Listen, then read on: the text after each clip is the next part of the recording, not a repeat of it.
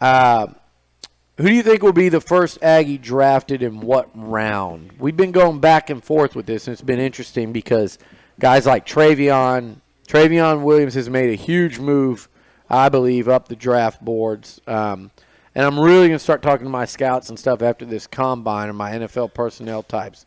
We'll start really diving into that between now and I think the March 26th, 27th Pro Day coming up in a few weeks. But Kingsley Keke, Dalen and Travion have made huge moves, but I still think the real discussion is still between the same three guys. Does a team really want a tight end and go after Jace early, or is it McCoy, or is it Keke? And I'm going to go back to McCoy and Keke. I think it's all this stuff has happened, but I still think those are the two guys most likely to go first. I'm going to go with Eric McCoy.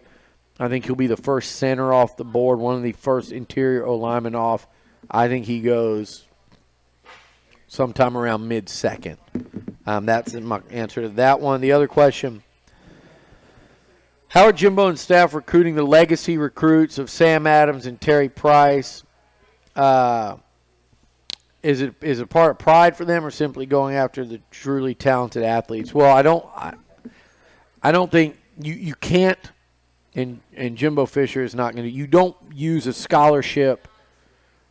It's always been said, and every college coach you talk to say this, it's not who you don't sign.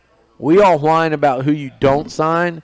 It's not about who you don't sign. It's about who you do sign. And when you sign guys that can't play, that's when it causes problems, and ultimately if you do enough of that, it costs you jobs. If these guys can't play, A&M's not going to push to get them. I mean, I'm talking about any A&M legacy. Sam Adams' son and Terry Price's son, Texas A&M is all in on. And you're watching Devin Price blow up here locally at Consol, and his stock is starting to soar. And the more events he goes to, the more 7-on-7. He's a dominant force in 7-on-7, and his game translates because of his size and length and ability to run with that kind of length too. We've seen, I'll go down the list. I mean, we've seen a million guys in the last 10 years or so with his skill set be very productive college players, both back when A&M was in the Big 12 and also when they're in the SEC. And then as far as Sam Adams' son, Sam Adams is, I mean, his visits this past week were to Georgia, Clemson, and Alabama.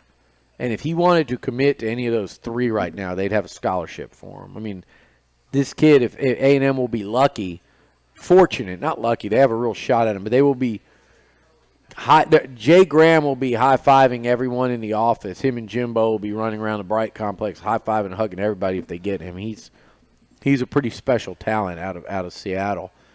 And then finally, the final question is a multi-parter. Hard handwriting here. Good interview with Jimbo. Who is next? Well, contrary to what people thought, and Logan got an earful, I think, but it's not. That's not a Jimbo Fisher series. He was the first one. We're going to do interviews with. I've got a long list of people I want to get for these. Former A&M players, guys. We're going to do a draft special. We're going to do about 8 of them between now and the season. Majority of them will be done from the TexAgs studios. If we get guys in, if we have to travel to some of these dudes, we will. But it should be fun. A fun series presented by Yeti. Keeping it cool. Beliucci presented by Yeti. I hope you guys enjoyed the first one.